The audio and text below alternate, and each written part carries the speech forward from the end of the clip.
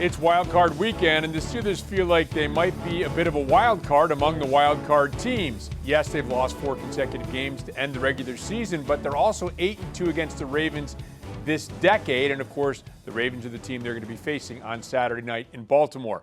Thanks very much for being with us for the matchup presented by Shell Polymers, alongside Dale Lolley and Matt Williamson. Of course, you know them from The Drive. I'm Rob King. Thanks very much for being with us.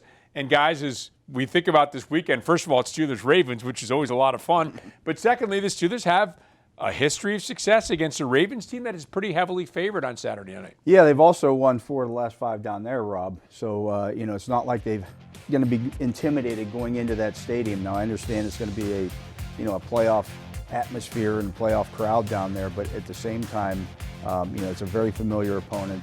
It's a team that they've had success against, to your point, of late, and they've won a lot of games in that building. It's never really seemed to matter over the years where these games have been played at, whether it's in Pittsburgh or whether it's in Baltimore.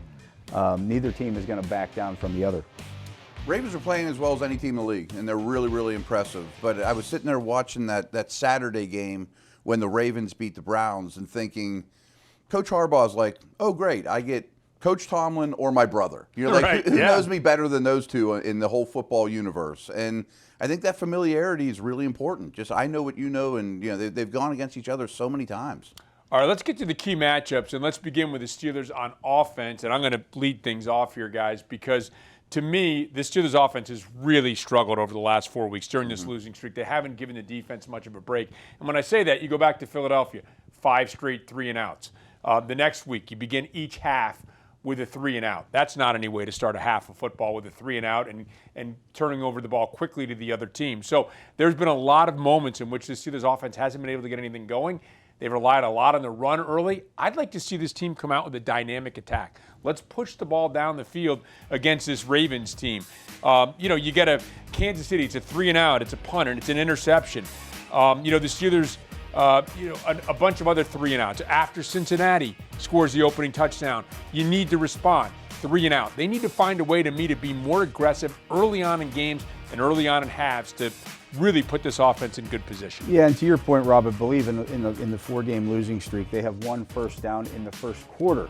That is not the way to start the game. So I understand trying to establish the run and do those kind of things, but you can also throw the ball early to run the ball late. And I think that would be something. This is a Ravens defense that does allow a lot of passing yards and receptions to running backs. Yeah. If you can move the ball that way, we saw them do that against Cincinnati, for example, in the first meeting out there. Attack. Yeah, and to your point about the running backs, Freiermuth and Warren are 2 guys I'd like to see continue to get a lot of action. Warren was sort of an afterthought this past week, but he's a dynamic playmaker. I think you need to get the ball in those guys' hands and be aggressive. Burn the boats. Burn the boats. I love that. Right. The old Roman, right? You invade a country, you burn the boats, there's no retreat. So no retreat at this stage. You have to win in order to move on. All right, let's get to Dale's key. And Dale, we talked about the tight ends and we talked about the running backs, but you like the receivers here and think maybe they need to press the ball there. Yeah, I mean, you got to get George Pickens going. The last game was obviously not his best game of this, let alone the season, his career. It was a rough one for him. Get him involved early down the field. You want to go after Brandon Stevens down the field. I'd like to see Mike Williams out there. Put 2 of those big guys out there and let them attack because they can't double both of those guys. So if you're going to get single coverage down the field, with Mike Williams or George Pickens and that guy's Brandon Stevens, I am attacking that every single time. And Wilson will. I mean, one-on-ones with those big guys, he's not bashful about that. First game that Pickens has ever had multiple drops this past weekend against Cincinnati. And Stevens, I think in particular, Matt, seems like a guy you can attack. It'll be interesting to see what they do with their coverage. Wiggins, high draft pick. Yeah, he was first round pick for the Ravens. He had a pick 6 last week against Cleveland. Seems like he's coming on, though. Yes. He is. He's not hitting a rookie wall. He's getting better. And frankly, they've cleaned a lot of things up in the back end of their defense. They've more defined roles with Humphrey in the slot, Hamilton at free, a lot fewer coverage mistakes. I mean, the first 10 weeks or so of the season, they were blowing coverages left and right. They seem to really have a much better footing on the back 7, particularly in the secondary.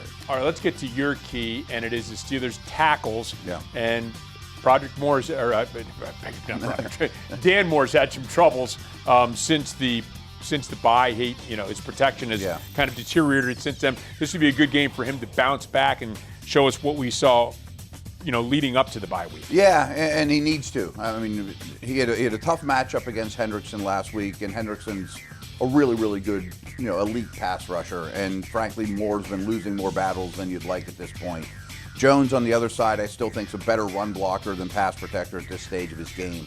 But this pass rush is so much different than the Bengals. I mean, they are simulated pressures, not sure who's coming. I mean, you got to be really good above the neck to know who I'm blocking and all the protection stuff that they throw at you.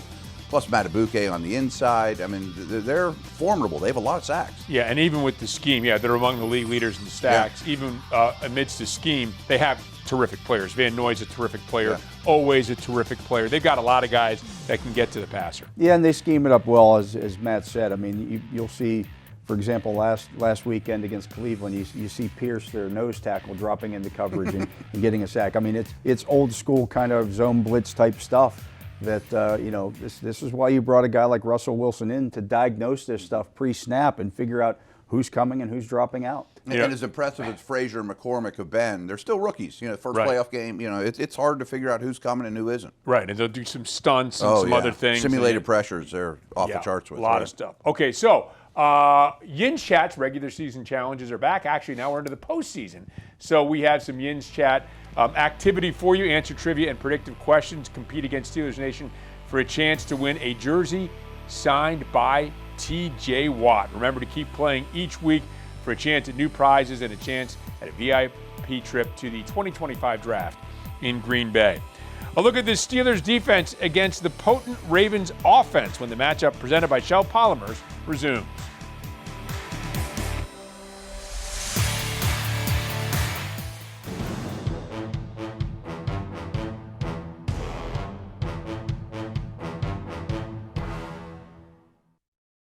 Hi folks, welcome to the Pittsburgh Steelers Hall of Honor Museum.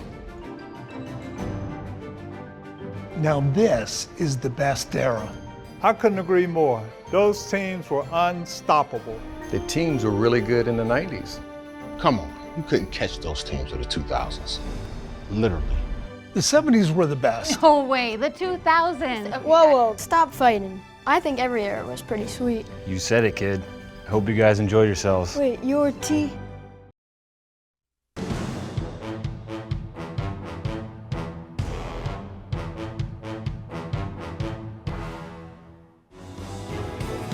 Lamar Jackson has struggled against throughout his career. One is the Kansas City Chiefs. A lot of teams can say that. A lot of quarterbacks can say that against the Chiefs.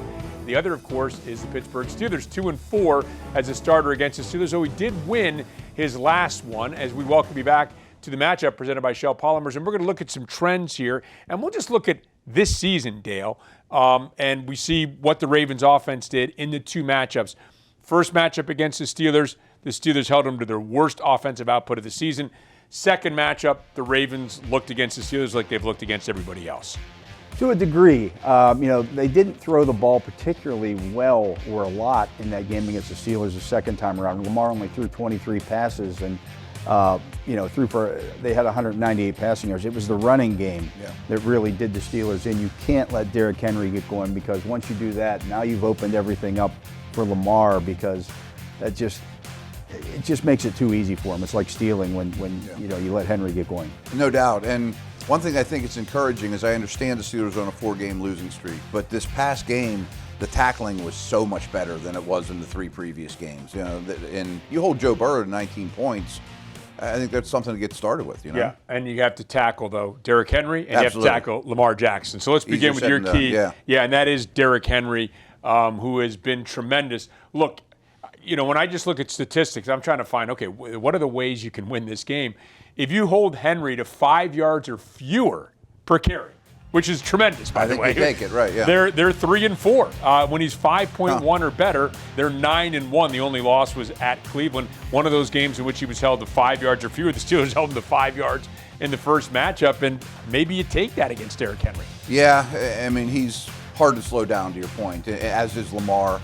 it's almost to the point where you have to choose one or the other in the run game. But I think if you can dedicate enough people to the line of scrimmage, trust your guys on the back end a little bit more, maybe you can get a lot of bodies and get some instant penetration. The D-line, I still think, is one of the best, if not the best in the league. And there's a lot of matchups across the front that favor the Steelers. And the key with this guy, though, is you can't let him get going.